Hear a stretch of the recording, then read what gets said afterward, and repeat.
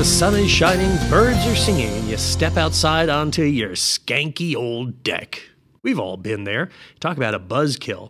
Without proper care, your deck may not only be ugly, but it may be dangerous too. Don't be so rough on your deck. You probably wouldn't look as good if you had to sit outside all year long. Probably not, no. No, none of us would. Summer heat, winter storms, and everything in between. That's why having your deck washed and sealed regularly is about as optional as having your lawn mowed. Indeed. People just don't think about it that way. Oh, they ought to, though. Rudy Escalante is with us this morning to tell us more. Good morning, Rudy. Good morning, Pamela. Good morning, Charlie. So how is not taking our deck going to make it dangerous, Rudy? You could have some pop nails. You could have some blistering, wood cracking, splinters coming up. It's very dangerous.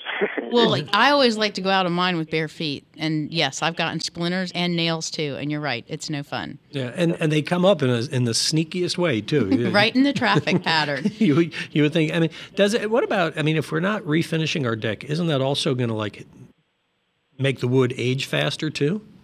Yes, right. Yeah. With the weather, the sun beating up on it, mildewing, it would deteriorate your wood, and you have to keep up and maintaining. It's a maintenance on the deck. You have to take care every 1 to 3 years. It's very important. It's like washing your car. So what would the process be to give a deck a fresh face and also the maintenance that it requires? Well, a good power washing, you would have to knock down all the mildew and dirt and grime. Even that power washing will bring it back to life. If you have a gray, black, dark deck where it looks old and ugly, a power washing will bring it back to life. And you can use a deck bleach and deck wash to help you out. A wood brightener would bring your deck back to life. Absolutely. It looks so much better. Do you stain, though, and seal them as well, Rudy, yes, for a lot of your customers? Oh, yes. Okay, so tell us about that. Yes, ma'am.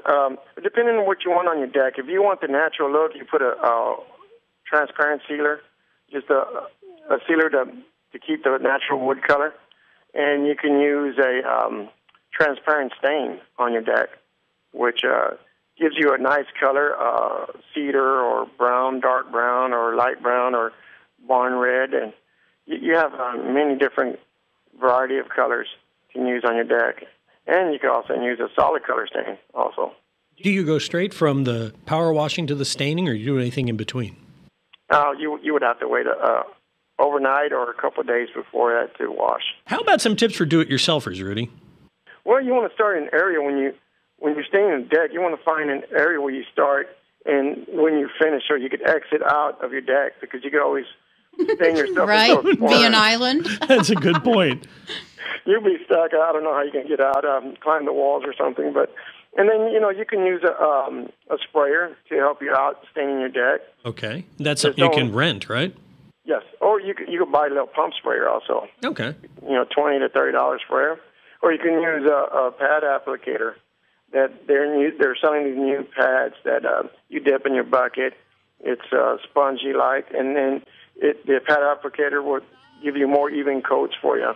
But the thing about that, you would have to go back with the brush and use between the deep grooves. If you have deep grooves in between your deck, you would have to use a brush for that.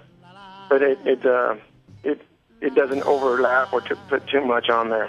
You don't want to put too much on your deck. Taking proper care of your deck will not only give it added beauty, but it'll give it added years of life too. Learn more at rudysqualitypainting.com. Thanks for being with us this morning, Rudy. All right, thank you, Charlie. Thank you, Pamela.